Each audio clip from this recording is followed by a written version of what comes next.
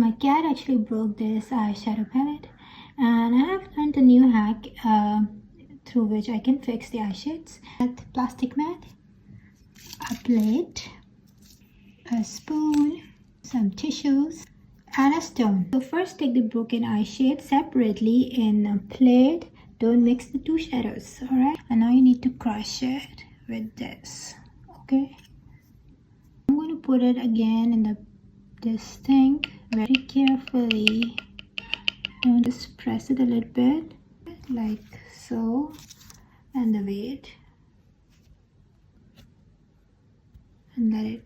So let's remove these stones. And